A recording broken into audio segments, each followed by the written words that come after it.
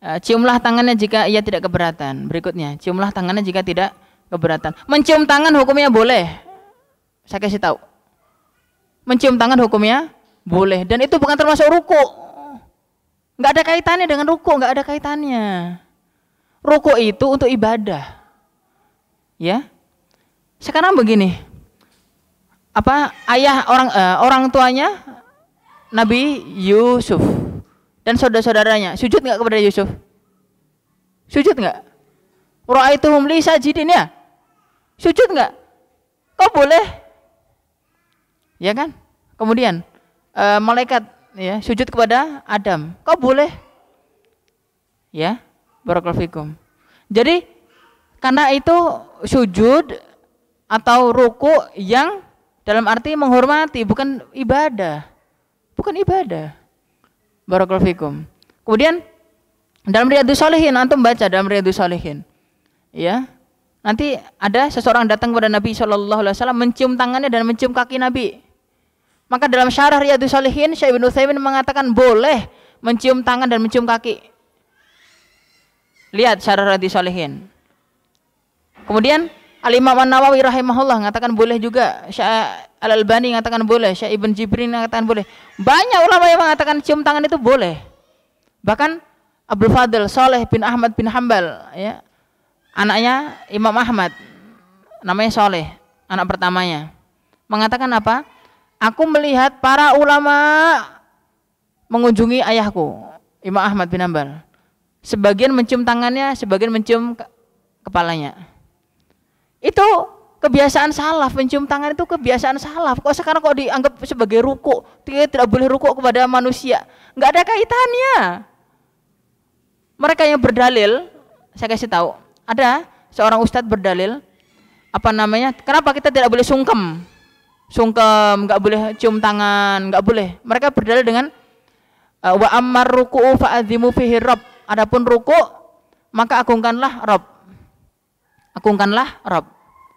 Subhanallah, maka itu apabila kamu rukuk, maka yang kamu agungkan adalah Rabb, bukan mengagungkan orang lain. Mengagungkan dan menghormati dua hal yang berbeda. Dan itu pun hadisnya berkaitan dengan sholat. Ammar ruku'u fa'adzimu fihi Rabb wa amma sujudu fa'aktsiru fi du'a faqaminun ayyustajabalakum. Hadisnya kan begitu. Apabila rukuk, maka fa'adzimu fihi Rabb. Azimu, maka agungkanlah Rabb. Maka kita mengucapkan subhana rabbiyal azim. Azimu. Wa amma sujud, adapun sujud perbanyaklah doa, kan di situ akan sangat mudah diijabah. Kan hadisnya begitu. Hadisnya berkaitan dengan rukuk dan sujud saat sholat, nggak ada kaitannya dengan di luar sholat untuk menghormati orang lain, nggak nyambung. Barakallahu fikum. Maka dari itu boleh nggak mencium tangan? Hukumnya boleh. Hukumnya boleh.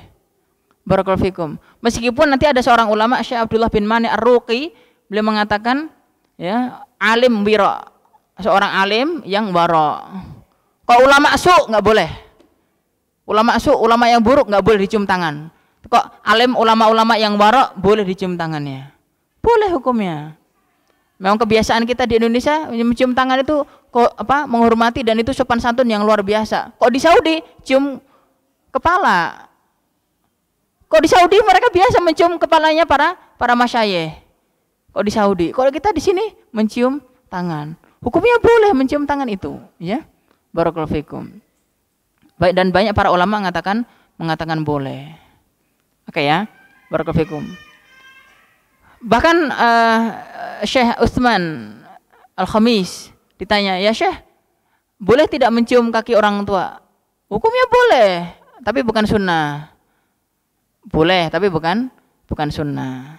Dan tidak boleh diyakini bahwa mencium kaki ibu itu lebih utama daripada mencium tangannya atau kepalanya. Enggak boleh seperti itu. Tapi kok boleh mencium kaki. Barakallahu fikum. Paham ya? Jadi enggak ada kaitannya dengan ibadah.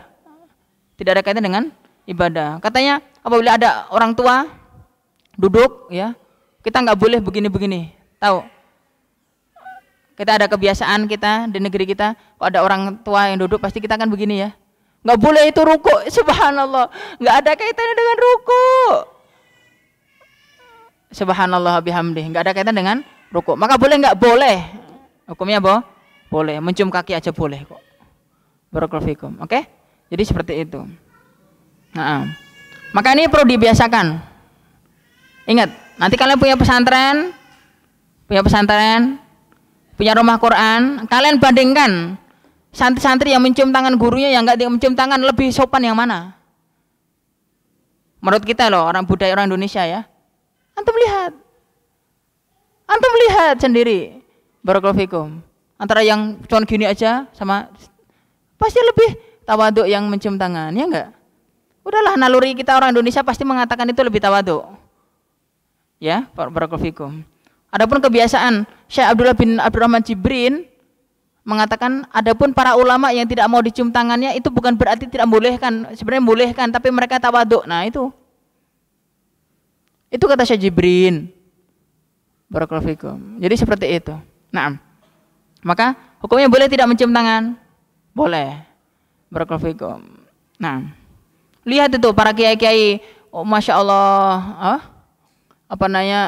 murid-muridnya lebih sopan-sopan daripada pondok-pondok pesantren yang notabene modern itu, ya. Malah akhirnya berani sama guru. Naudzubillah min dzalik.